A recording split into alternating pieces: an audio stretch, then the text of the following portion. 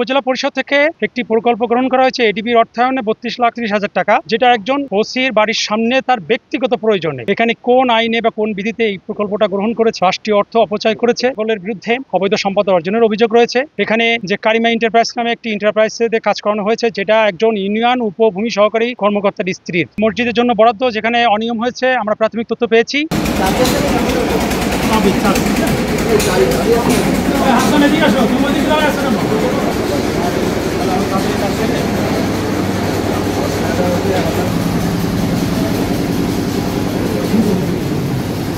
মাননীয় কমিশনের অনুমোদন এনফোর্সমেন্ট ইউনিটের ডিডি মহোদয়ের তত্ত্বাবধানে এবং আমাদের সংশ্লিষ্ট কর্তৃপক্ষের নির্দেশনায় আজকে আমরা পিআই অফিস, এলজিডি অফিস এবং অন্যান্য সংশ্লিষ্ট অফিসে আজকে এনফোর্সমেন্ট অভিযান পরিচালনা করেছি। এখানে মাদারীপুর সদর উপজেলার 15টি ইউনিয়নের মধ্যে 11টি ইউনিয়নে 5 আগস্টের পর কোনো চেয়ারম্যান বিভিন্ন কারণে পলাতক আছে।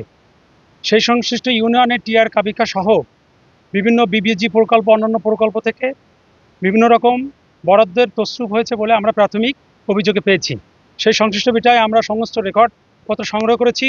উল্লেখ্য যে শিরকারা ইউনিয়নের কবরখানার জন্য একটি বরাদ্দ এবং মসজিদের জন্য বরাদ্দ যেখানে অনিয়ম হয়েছে আমরা প্রাথমিক তথ্য পেয়েছি।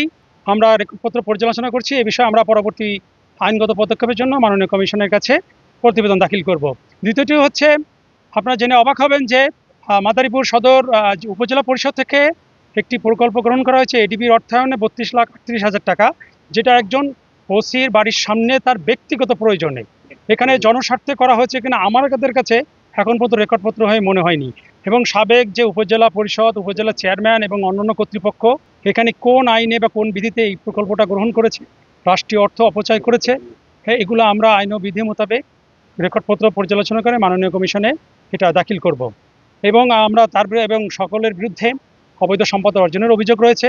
প্রত্যেকটা বিষয় আমরা রেকর্ডপত্র মোতাবেক আইন ও বিধি মোতাবেক পর্যালোচনা করে প্রতিবেদন মাননীয় কমিশনে দাখিল করব।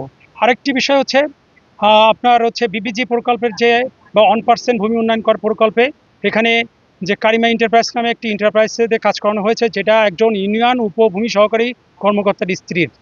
এটা কিভাবে হয়েছে, কোন আইনে হয়েছে, আমরা সংশ্লিষ্ট রেকর্ডপত্র অনুযায়ী খতিয়ে দেখে পরবর্তী যে আইনগত পদক্ষেপের কাছে আছে এটা আমরা মাননীয় কমিশনের কাছে দাখিল করব। আপনারা মাননীয় কমিশনের একটি সুনির্দিষ্ট দিক নির্দেশনা, যেখানে অন্যায় অপকর্ম দুর্নীতি সেখানেই দুদক। এবং আপনারা যদি সবার কাছে তাদের মেসেজ, আইন ও বিধি মোতাবেক যারা অন্যায় অপকর্ম করবেন জাতির কাছে তাদের লজ্জিত হতে হবে।